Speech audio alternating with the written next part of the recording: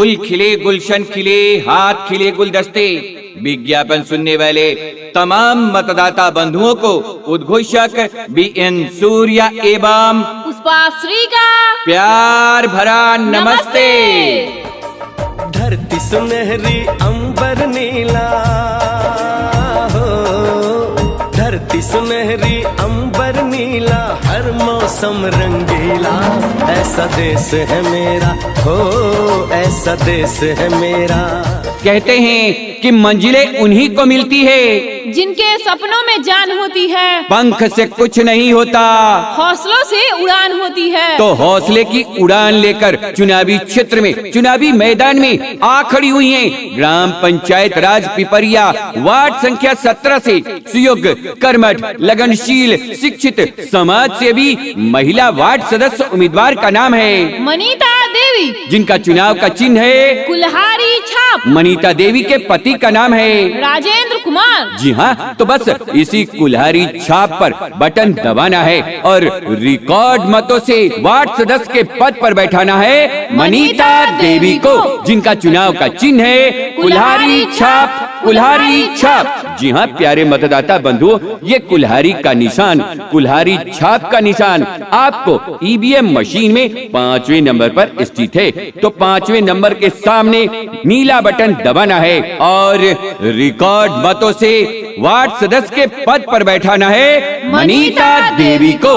कुल्हारी छाप है, कुल्हारी निशान है उन्नति का, प्रगति का। कुल्हारी निशान है सामाजिक समरसता का। कुल्हारी निशान है एकता भाईचारे का। कुल्हारी निशान है अमीरों का, गरीबों का। कुल्हारी निशान है हर जाति हर धर्म के लोगों का। कुल्हारी निशान है किसानों का, मजदूरों का। कुल्हारी निशान है हम सब का। तो आइए सफलता के प्रतीक इस कुल्हारी निशान पर अपना अपना कीमती बटन दबाते हैं और रिकॉर्ड तोड़ मतों से ग्राम पंचायत राज पिपरिया वार्ड संख्या 17 से वार्ड सदस्य के पद पर बैठाते हैं मनीता देवी को। मनीता देवी के पति का नाम है राजेंद्र कुमार। जी हाँ, राजेंद्र कुमार की धर्म पत्नी मनीता देवी वार्ड सदस्य पद की उम्मीदवारी लेकर आ खड़ी हुई है। तो आइए हम सब देते हैं साथ, मिलाते हैं हाथ और कदम से कदम मिलाते हैं, कंधे से कंधा मिलाते हैं और चुनाव के दिन संगठित होकर, इकट्ठे होकर इनके चुनाव निशान कुल्हारी छाप पर बटन दबाते हैं और रिकॉर्ड मतों से वार्ड सदस्य के पद पर बैठाते हैं मनीता देवी को। ग्राम पंचायत राज पिपरिया वार्ड संख्या 17 की जनता जिंदाबाद। जिंदाबाद जिंदाबाद। ग्राम पंचायत राज पिपरिया वार्ड संख्या 17 की जनता जिंदाबाद। जिंदाबाद जिंदाबाद। मनीता देवी जिंदाबाद। जिंदाबाद जिंदाबाद। मनीता देवी जिंदाबाद। जिंदाबाद जिंदाबाद। कुल्हारी छाप जिंदाबाद। जिंदाबाद जिंदाबाद। कुल्हारी छाप जिंदाबाद। जिंदाबाद जिंदाबाद। राजेंद्र कुमार जिंदाबाद। जिंदाबाद जिंदाबाद। सत्यनारायण भगत जिंदाबाद। जिंदाबाद जिंदाबाद। सिकंदर भगत जिंदाबाद। जिंदाबाद जिंदाबाद। कुल्हारी छाप निशानमा पर बटन दबैहा। कुल्हारी छाप निशानमा पर बटन दबैहा। चाचा अब की जिताई वार्ड सदस्य बनाई मनीता देवी के। कुल्हारी छाप पर कुल्हारी छाप निशाना पर बटन दबैहा। कुल्हारी छाप निशाना पर बटन दबैहा। चाचा अब की जिताई वार्ड सदस्य बनाई मनीता देवी के। कुल्हारी छाप पर कुल्हारी छाप निशानमा पर बटन दबैहा। कुल्हारी छाप निशानमा पर जमीर जिंदा रख, कबीर जिंदा रख। हौसले के तरकस में वो कोशिश का तीर जिंदा रख। हार जा चाहे जिंदगी में सब कुछ मगर फिर से जीतने की उम्मीद जिंदा रख, फिर से जीतने की उम्मीद जिंदा रख। जी हाँ प्यारे मतदाता बंधुओं, चुनावी समर में, चुनावी क्षेत्र में आ खड़ी हुई हैं कर्मठ, सुयोग्य, लगनशील, शिक्षित, समाज सेवी एवं अनुभवी वार्ड सदस्य उम्मीदवार का नाम है मनीता देवी। देवी, जिनका चुनाव का चिन्ह है कुल्हाड़ी छाप। ये कुल्हाड़ी का निशान, ये कुल्हाड़ी का छाप आपको ईवीएम मशीन में 5वें नंबर पर स्थित है। तो 5वें नंबर के सामने वाला नीला बटन दबाना है और रिकॉर्ड मतों से वार्ड सदस्य के पद पर बैठाना है मनीता देवी को। कहते हैं कि नारी जब जागती है तो अधिकार मांगती है, दिल से पुकार लो तो प्यार बांटती है। माँ बहन पत्नी बन घर को संवारती है, बुराई के अंत को दुर्गा बन संहारती है। तो बुराई के खात्मे के लिए चुनावी क्षेत्र में, चुनावी जंग में पीपड़िया वार्ड नंबर 17 से कर्मठ, सुयोग्य, लगनशील, शिक्षित एवं अनुभवी वार्ड सदस्य चुनावी मैदान में आ खड़ी हुई हैं, जिनका नाम है मनीता देवी, जिनका चुनाव का चिन्ह है कुल्हाड़ी छाप। और श्रीमती मनीता देवी सत्यनारायण भगत की पुत्र वधू का नाम है श्रीमती मनीता देवी और इनके निवेदक हैं सिकंदर भगत। तो आइए हम और आप संगठित होकर, इकट्ठे होकर इनके चुनाव निशान कुल्हाड़ी छाप के सामने वाला नीला बटन दबाते हैं और रिकॉर्ड मतों से वार्ड सदस्य के पद पर बैठाते हैं मनीता देवी को। ग्राम पंचायत राज पिपरिया वार्ड संख्या 17 की जनता जिंदाबाद, जिंदाबाद जिंदाबाद। ग्राम पंचायत राज पिपरिया वार्ड संख्या 17 की जनता जिंदाबाद, जिंदाबाद जिंदाबाद। मनीता देवी जिंदाबाद, जिंदाबाद जिंदाबाद। मनीता देवी जिंदाबाद, जिंदाबाद जिंदाबाद। कुल्हाड़ी छाप जिंदाबाद, जिंदाबाद जिंदाबाद। कुल्हाड़ी छाप जिंदाबाद, जिंदाबाद जिंदाबाद। राजेंद्र कुमार जिंदाबाद, जिंदाबाद जिंदाबाद। सत्यनारायण भगत जिंदाबाद, जिंदाबाद जिंदाबाद। सिकंदर भगत जिंदाबाद। जिंदाबाद जिंदाबाद। ग्राम पंचायत पिपरिया से जीती है वार्ड नंबर 17 में हो। कुल्हाड़ी छप निशाना पर बटन दबाई, बूथ पर जाई के आज हो। इंदिरावास पेंशन दिलई है, इंदिरावास पेंशन दिलई है, सबके करई है काम हो। अब से भैया दीदी माना मोर कहाना, मनीता देवी के कुल्हाड़ी छाप निशानमा करी है मान समान होई वार्ड में नाम हम मनीता देवी के। कुल्हाड़ी छाप पर, कुल्हाड़ी छाप निशाना पर बटन दबाई हक, कुल्हाड़ी छाप निशानमा पर। कविवर मैथिली शरण गुप्त ने अपने जमाने में कहा है कि अबला जीवन हाय तुम्हारी यही कहानी, आंचल में दूध और आंखों में पानी। लेकिन आज परिस्थितियां बदल गई है। आज महिलाएं किसी भी क्षेत्रों में पुरुषों से कम नहीं है, पुरुषों के साथ कंधे से कंधा मिलाकर चल रही है। कुछ इस तरह नारी नहीं है अबला, यह बात है पुरानी, नारियों की गोद में पलती है जिंदगानी। नारी है घर की लक्ष्मी, सिंदूर बन के दमके, मौका पड़े तो चूड़ियां तलवार बन के खनके, तलवार बन के खनके।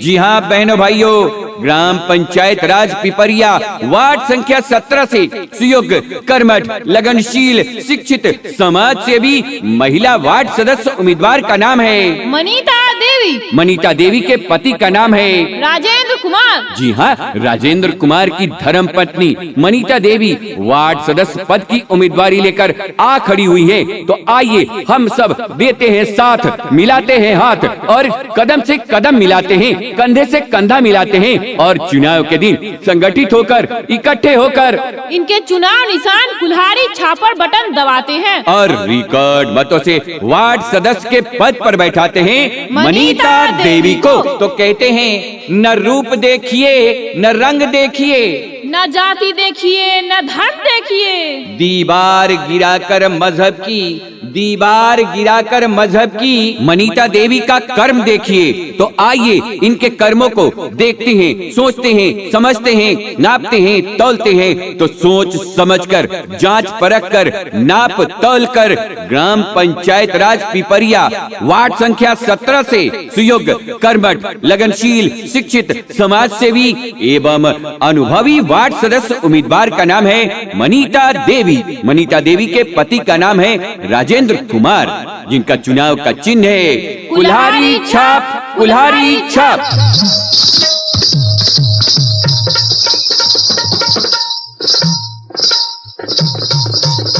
ग्राम पंचायत राज पिपरिया वार्ड संख्या 17 की जनता जिंदाबाद। जिंदाबाद जिंदाबाद। ग्राम पंचायत राज पिपरिया वार्ड संख्या 17 की जनता जिंदाबाद। जिंदाबाद जिंदाबाद। मनीता देवी जिंदाबाद। जिंदाबाद जिंदाबाद। मनीता देवी जिंदाबाद। जिंदाबाद जिंदाबाद। कुल्हाड़ी छाप जिंदाबाद। जिंदाबाद जिंदाबाद। कुल्हाड़ी छाप जिंदाबाद। जिंदाबाद जिंदाबाद। राजेंद्र कुमार जिंदाबाद। जिंदाबाद जिंदाबाद। सत्यनारायण भगत जिंदाबाद। जिंदाबाद जिंदाबाद। सिकंदर भगत जिंदाबाद। जिंदाबाद जिंदाबाद। कुल्हाड़ी छाप निशानमा पर बटन दबाई हा। कुल्हाड़ी छाप निशानमा पर बटन दबाई हा। चाचा अब की जिताई वार्ड सदा से बनाई मनीता देवी के। कुल्हाड़ी छाप पर कुल्हाड़ी छाप निशाना पर बटन दबाई ह। कुल्हाड़ी छाप निशाना पर बटन दबाई ह। चाचा अब की जिताई वार्ड सदस्य बनाई मनीता देवी के। कुल्हाड़ी छाप पर कुल्हाड़ी छाप निशानमा पर बटन दबाई हा। कुल्हाड़ी छाप निशानमा पर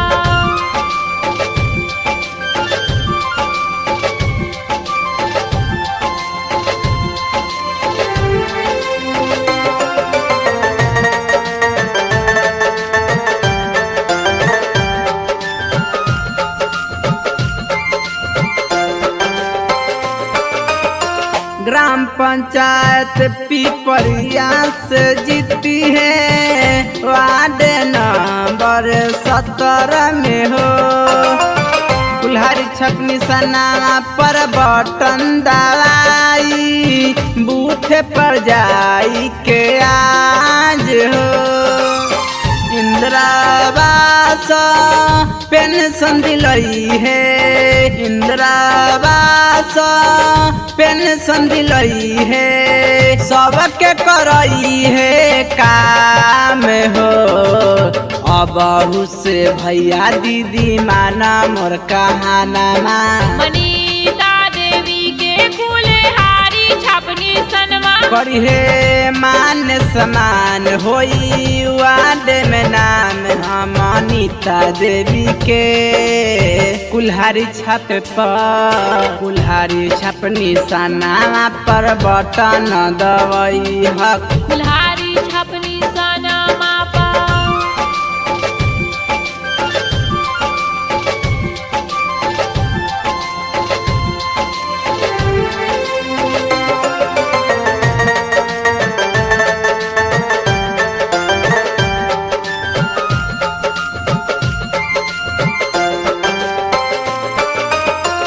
अब की जे भूलवा चाची 5 साल झूलवा मिली नहीं हक अधिकार हो।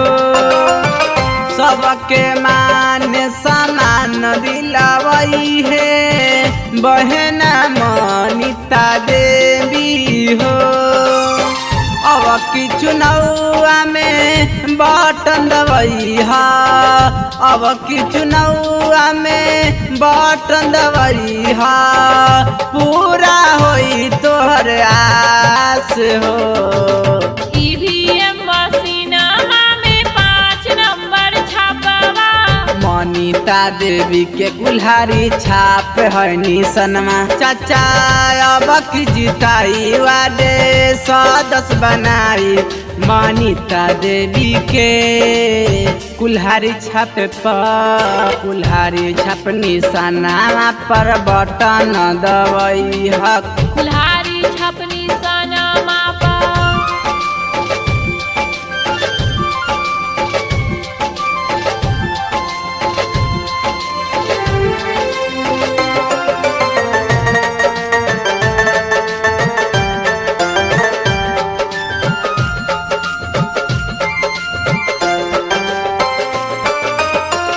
केहू बोट कटावा के बात में चाचा अब की नाई हो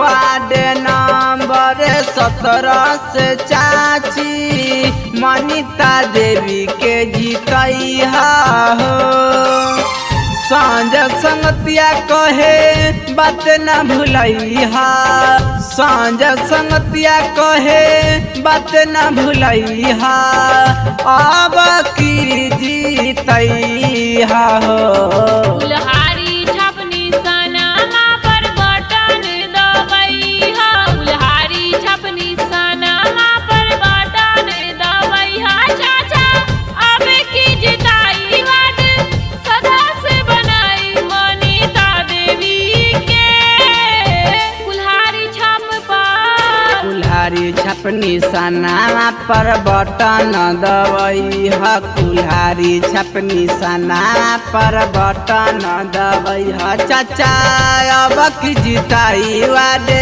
110 बनाई मनीता देवी के कुल्हारी छाप पर कुल्हारी छाप निशाना पर बटन दबाई हा कुल्हारी छाप निशाना पर इस विज्ञापन को आप तक पहुंचाया राजश्री रिकॉर्डिंग स्टूडियो, मीनापुर, जड़ुआ, हाजी।